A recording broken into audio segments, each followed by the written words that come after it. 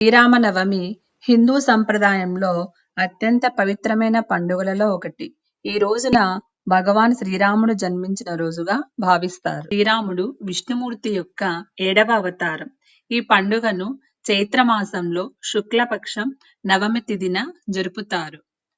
శ్రీరాముని జన్మను శ్రీరామ జన్మోత్సవంగా ఘనంగా జరుపుతారు.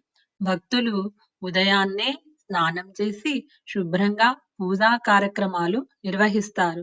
చాలా మంది భక్తులు ఈ రోజున ఉపవాసం కూడా ఉంటారు.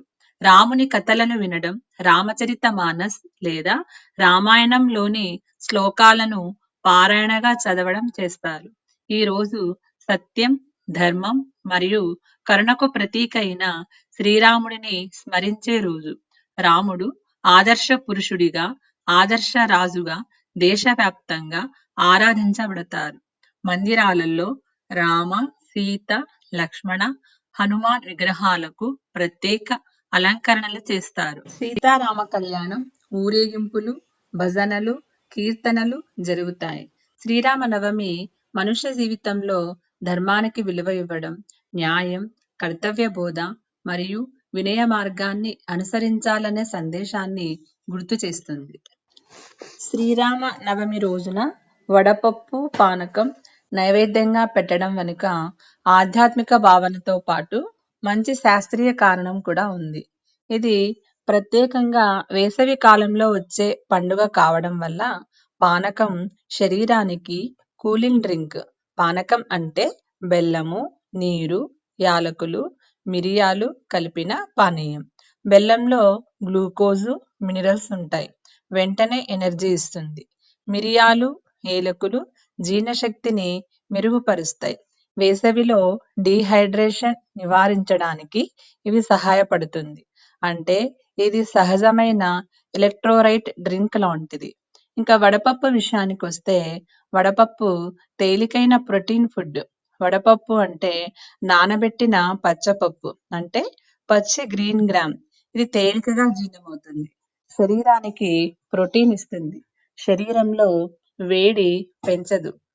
వేసవి సమతుల్యత అనేది ఈ 2 ప్రసాదాల వల్ల మనకు లభిస్తుంది. నవమి రోజున వడపప్పు, పానకం పెట్టడం భక్తిపరంగా, నైవేద్యము, శాస్త్రీయంగా వేసవికి సరిపోయే హెల్తీ డైట్ లాంటిది. అంటే ఇది కేవలం సంప్రదాయం కాదు, హెల్త్ సైన్స్ మరియు కల్చర్ కలయికంలో. మన తెలుగు రాష్ట్రాలలో ముఖ్యంగా శ్రీరామనవమికి ప్రసిద్ధి చెందిన దేవాలయము భద్రాచలం శ్రీ సీతారామచంద్ర స్వామి దేవాలయం. ఈ దేవాలయము శ్రీరామనవమి వేడుకలకు ప్రపంచ ప్రసిద్ధి పొందింది.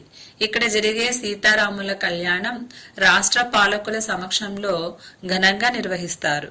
లక్షలాది మంది భక్తులు ప్రత్యక్షంగా లేదా టీవీ ద్వారా దర్శించుకుంటారు. అలాగే మన ఆంధ్రప్రదేశ్లో ఒంటిమిట్ట కోదండరామస్వామి దేవాలయము ఆంధ్రప్రదేశ్ ప్రభుత్వ అధికారిక శ్రీరామనవమి కళ్యాణం ఇక్కడే జరుగుతుంది. చారిత్రకంగా ఎంతో ప్రాముఖ్యత ఉన్న ఆలయం. ఒంటిమిట్ట మరియు ఇతర గ్రామాల రామాలయాలు రాష్ట్రంలోని చిన్న పెద్ద అన్ని రామాలయాల్లో కూడా కళ్యాణోత్సవాలు నిర్వహిస్తారు. కుటుంబ సమేతంగా దేవాలయ దర్శనం చేసుకుని ఆశీర్వాదం పొందడం మన సాంప్రదాయం.